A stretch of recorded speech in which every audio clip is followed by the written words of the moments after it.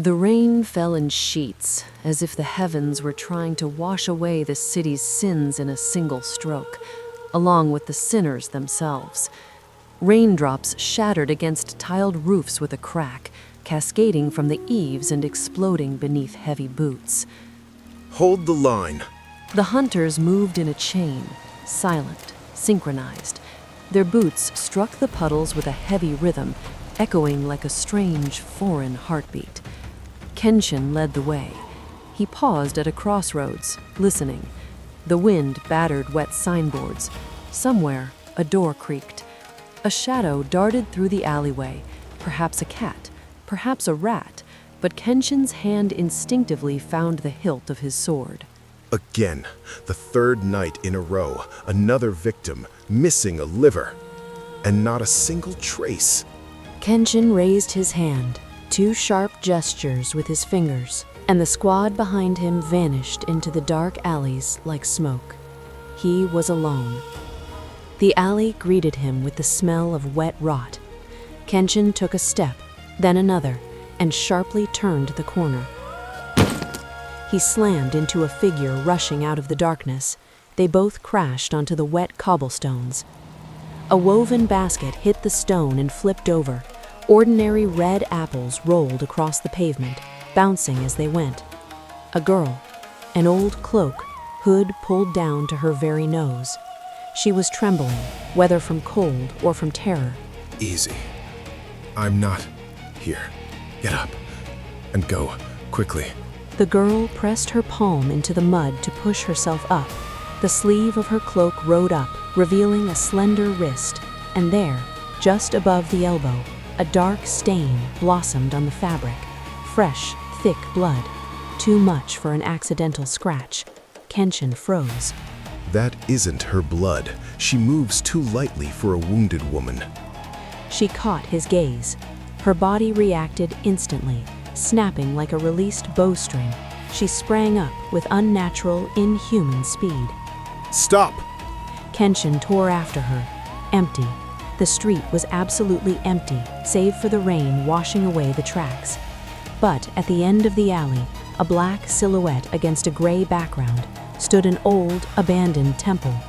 The heavy door was slowly, with a creak, closing by itself. He stepped inside. It smelled of dust and old wood. The girl stood in the middle of the hall, her back to him, motionless. He stepped close, placed a heavy hand on her shoulder, and spun her around. The hood fell back. Her face was pale, delicate, frighteningly beautiful in the gloom. But Kenshin wasn't looking at her face. He was looking at her eyes. Amber. They glowed from within with a soft, warm light, like burning resin. Humans do not have eyes like that. For a second, it seemed to Kenshin that the air became as thick as water. The roar of the rain faded, leaving only a strange humming in his ears, alluring and sweet. His grip on her shoulder loosened. The girl parted her lips slightly. There was no threat in her gaze, only a plea. Let me go. Outside, the silence was torn by shouts and the barking of dogs. His squad was approaching. The spell broke. When he looked back, she was gone. Only dust swirled in a shaft of light, and on the dirty floor, a single footprint remained. Small, distinct, fox-like. The morning turned out to be unusually mild. The sun, not yet burning with full force, lazily pushed through the whitish fog that draped the tiled roofs. The city was waking up in a golden haze, and it seemed nothing could disturb this peace. It smelled of fresh rice and damp wood.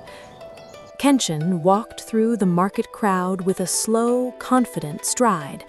Life flowed around him, merchants arranging their goods, women with baskets talking in hushed tones.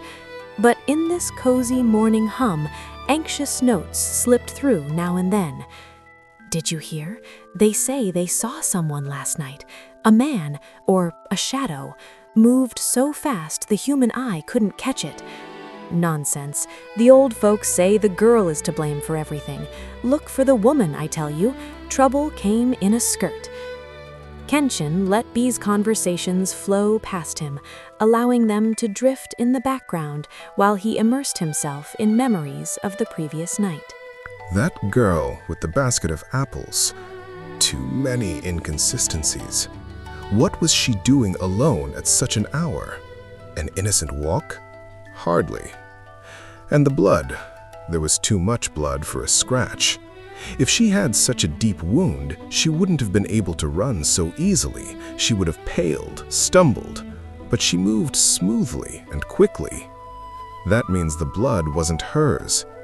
And that speed. She reached the old temple faster than should be possible for an ordinary frightened girl. When I caught up to her, she had already been there for some time. The strange footprint on the temple floor surfaced in his memory. In the semi-darkness, it could have been anything, and a wild animal could have run into the ruins. A fox, a badger. Could it be her?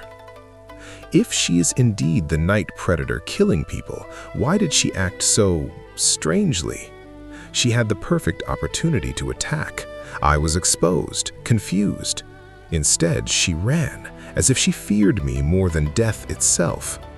Predators do not run from prey when it walks right into their paws. I need to go back, inspect that old temple in the daylight, check the floorboards, find that track. If she is truly involved, the earth there will tell me more than human gossip.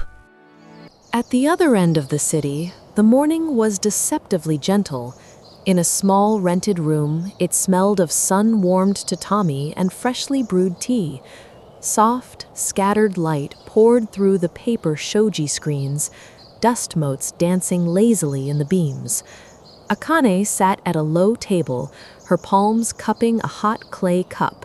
She took a sip, winced from the heat, and exhaled in frustration, staring at her reflection in the tea. Apples. Brilliant, Akane. Simply brilliant.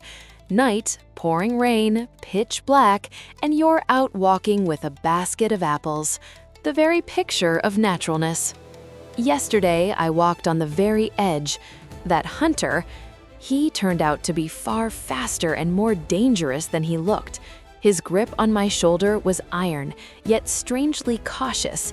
If I hadn't broken free, if I had hesitated for even a second, I would have had to fight, and a fight with a squad of hunters would mean death. I couldn't let that happen. I am not here to kill humans, even if these fools climb right under my claws themselves. Too many witnesses, and that hunter, he saw me. He saw my face. Of course he remembered. Right now, he is surely describing me to his comrades. Height, eyes, that stupid basket. Muyan was definitely there. I felt his stench, his trail. He went out on a hunt, arrogant and careless, killing for sport and leaving me to take the blame. There is almost no time left. The hunters will be digging up the earth, combing through the city district by district. I need to get ahead of them. I need to find Muyan before they find me. You took the most precious thing I had, Muyan, and you will pay for it. The real hunt had begun.